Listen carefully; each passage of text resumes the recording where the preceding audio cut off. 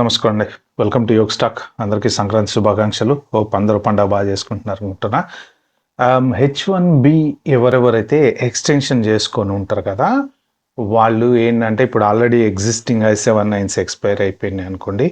ఎక్కడన్నా ఎవరన్నా జనరల్గా అంటే వాళ్ళు ఐడెంటిటీ పెట్టుకుని తిరగాలని చెప్పేసి USCIS మ్యాండేటరీ రూల్ అయితే తీసుకొచ్చింది. కంపల్సరీ మీ వ్యాలిడ్ వీసా ప్రూఫ్ ఏదైతే ఉందో అది పెట్టుకుని మీరు బయటకు ఎక్కడికి వెళ్ళినా ఎవరైనా పట్టుకున్నా ఎవరైనా అడిగినా చూపించాలి అని చెప్పి చెప్పింది కదా. ఇప్పుడు ఐస్ వాళ్ళు ఎక్కడ పడితే అక్కడ చెక్ చేస్తున్నారు. అంటే మీరు ఇల్లీగల్గా ఉన్నారని కాదు, వాళ్ళ డ్యూటీ వాళ్ళు చేస్తున్నారు అనమాట. జనరల్గా ఇప్పుడు ఏదైనా ఒక వర్క్ వాళ్ళకి అప్పగించినప్పుడు ఏంటంటే వాళ్ళు ఎవరు ఏంటి ఎందుకు ఇవన్నీ తెలియదు కదా.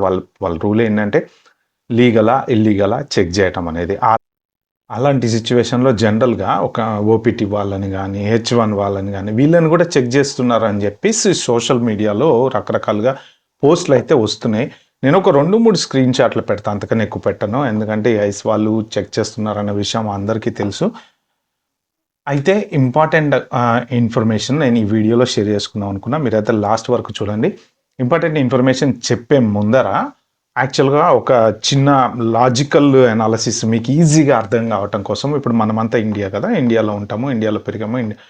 వేరే దేశం వాళ్ళు మన ఇండియాకి వచ్చినప్పుడు, ఫర్ ఎగ్జాంపుల్ పాకిస్తానీస్ వస్తారు, బంగ్లాదేశ్ వస్తారు, లేకపోతే అమెరికా నుంచి కొంతమంది మ్యూజిక్ డైరెక్టర్లు, లేకపోతే వీళ్ళు ఈ కెమెరా మ్యాన్స్ సినిమా షూటింగ్లు అప్పుడు వస్తూ ఉంటారు కదా.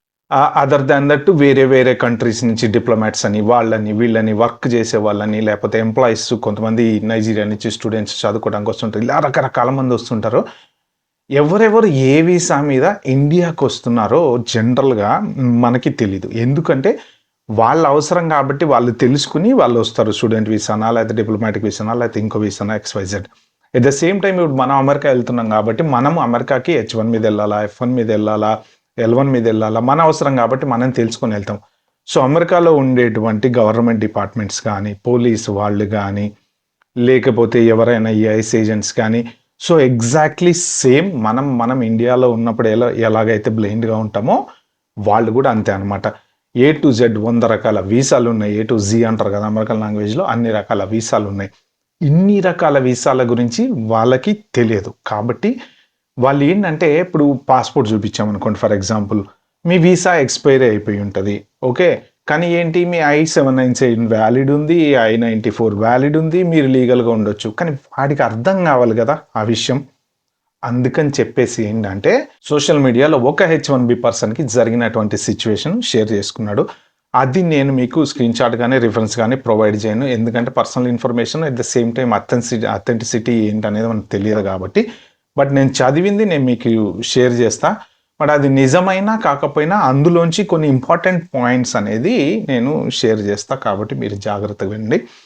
ఫస్ట్ అతనికి జరిగిన సిచ్యువేషన్ ఏంటంటే, ఒక షాపింగ్ సెంటర్కి వెళ్ళి ఆయన గ్రాసరీలు కొనుక్కొని వస్తున్న టైంలో ఆ కార్ పార్క్లో అతన్ని ఐస్ వాళ్ళు కన్ఫర్మ్ చేశారంట. తర్వాత అతను యాక్చువల్గా H1B ఎక్స్టెన్షన్ అప్లై చేశాడు. బట్ ఎగ్జిస్టింగ్ I-797 ఏదైతే ఉందో ఎక్స్పైర్ అయిపోతుంది కదా, ఎక్స్పైర్ అయిపోయింది. బట్ USCIS రిసిప్ట్ ఉంది, జాబ్ చేసుకుంటున్నాడు. రూల్ ప్రకారం 240 days చేయొచ్చు కదా USCIS రిసిప్ట్ తోటి. కాబట్టి అన్ని రూల్ ప్రకారమే ఉన్నారు, పెద్ద దాంట్లో ప్రాబ్లం ఏం లేదు. కాకపోతే ఆ పర్టికులర్ది ఎక్స్పైర్ అయిపోయింది, కొత్తది అప్లై చేశాడు అనమాట. సో ఇది వాళ్ళకి చెప్పినా వాళ్ళకి అర్థం కాలేదు. వాళ్ళు అతన్ని తీసుకెళ్లారంట. అతన్ని తీసుకెళ్ళి అక్కడ మళ్ళీ వేరే ఆఫీసర్లు వేరే మళ్ళీ డిస్కషన్స్ అవి ఇవి జరుగుతాయి కదా.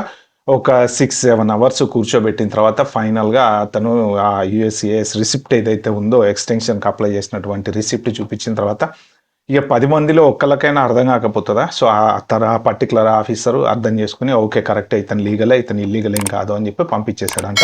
బట్ ఇక్కడ ఈ సిచ్యువేషన్లో మనం తెలుసుకోవాల్సింది ఏంటంటే, ఇదే అందరికీ జరుగుతుందని గ్యారంటీ లేదు, బట్ జరగకూడదు అని కూడా గ్యారంటీ లేదు. కాకపోతే ఏంటంటే మీరు మీ ఎక్స్టెన్షన్ అప్లై చేసి ఉంటారు, బట్ మీ దగ్గర ఉన్న ఆధారాలు ఏమైతే ఉన్నాయో అవన్నీ ఇప్పుడు కొంతమందికి I-94 ఎక్స్పైర్ అయిన వాళ్ళు కూడా చాలామంది ఉన్నారు. సో అది కూడా ఇల్లీగల్ స్టిక్ ఎందుకే వస్తుంది ఒక రకంగా చెప్పాలంటే.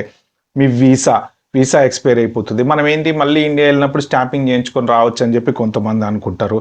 లేదు వీసా రివోక్ అయింది, బట్ రివోక్ అయిన విషయం పాస్పోర్ట్ చూస్తే తెలియదు కానీ బట్ వాడికి మనం చూపించేటప్పుడు పాస్పోర్ట్ లేకపోతే I-797 ఏదో చూపిస్తాం కదా. సో దీంతో పాటు ఇంకొక ఇంపార్టెంట్ ఇన్ఫర్మేషన్ మీకు తెలుసుకోవాల్సిన వాల్యుబుల్ ఇన్ఫర్మేషన్ ఏంటంటే ఐస్ వాళ్ళు యుఎస్సిఎస్ వాళ్ళు కంబైన్డ్గా ఒక డేటాబేస్ మెయింటైన్ చేస్తున్నారు.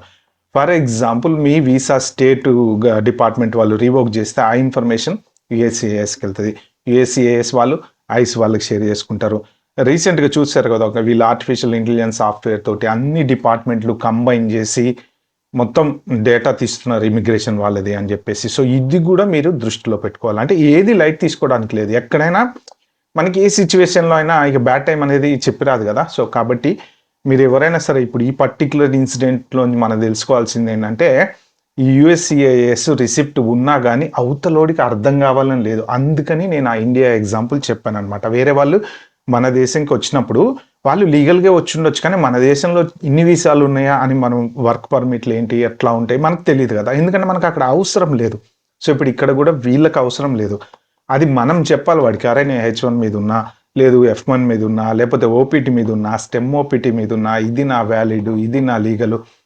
కాబట్టి వాళ్ళు ఒకవేళ ఫర్ ఎగ్జాంపుల్ ఇప్పుడు మీరు డ్రైవింగ్ లైసెన్స్ కోసం పోతారు, అక్కడికి వెళ్ళినప్పుడు మీ లీగల్ డాక్యుమెంట్స్ ఏవో చూపెట్టాలి.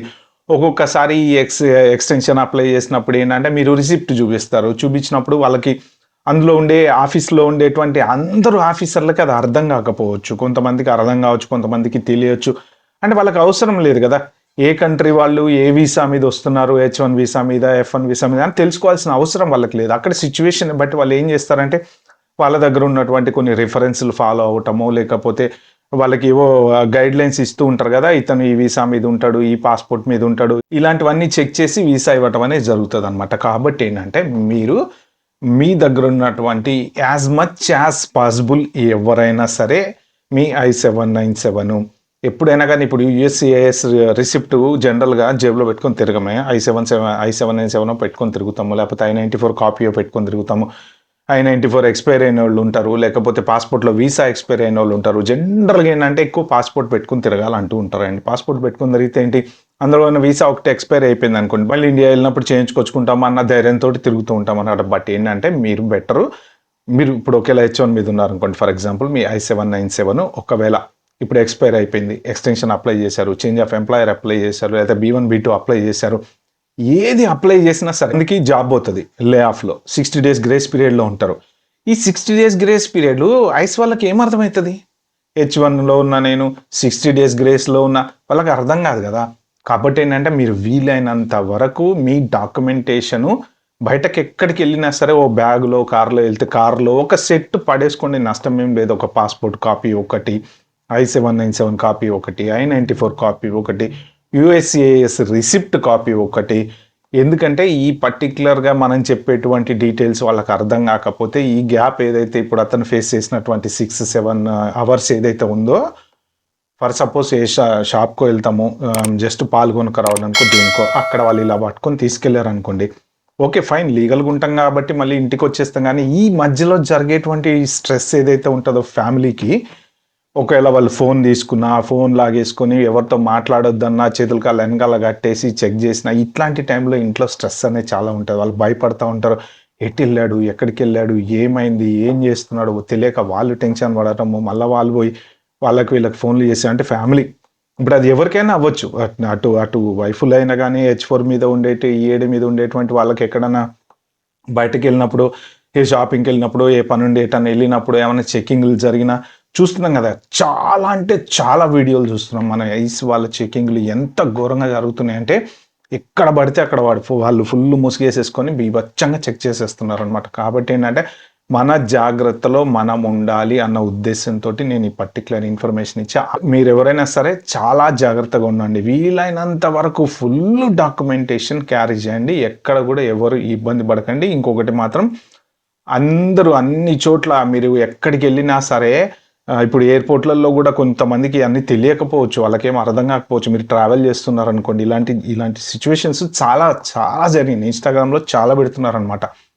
ఎక్కడన్నా బోర్డర్ క్రాస్ చేసేటప్పుడు, లేకపోతే ఇంకో చోట వాళ్ళకి మన పాస్పోర్ట్ అర్థం కావట్లేదు, వీసా అర్థం కావట్లేదు, లేకపోతే మన I-797 చూపించినా కానీ అసలు వాళ్ళకి అది అర్థం కావట్లేదు. ఇలాంటి సంఘటనలు చాలా చాలా చాలా జరుగుతున్నాయి, సోషల్ మీడియాలో చాలా వస్తున్నాయి. తప్పు వాళ్ళది కాదు, ఎందుకంటే ఇన్ని రకాల వీసాలు ఇన్ని రకాల ఇప్పుడు F1లోనే చూడండి, F1 ఉందా, F1 మళ్ళీ F2 డిపెండెంట్లకు, మళ్ళీ ఓపీటీ, స్టెమ్ ఓపీటీ, దాంట్లోనే 4 రకాలు ఉన్నాయి.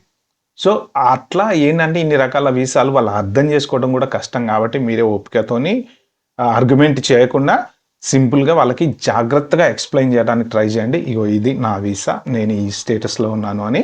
బట్ మోరల్లెస్ ఇబ్బంది అయితే కాదు, బట్ ఎటు పోయినా లీగల్ పేపర్ వర్క్ మాత్రం కంపల్సరీ. ఓకే ఫ్రెండ్స్, ఇది వీడియోని షేర్ చేద్దాం అనుకుంది. వీడియో మీకు నచ్చినట్టు ప్లీజ్ అండి like, share, subscribe my channel. Thank you and wait for the next video.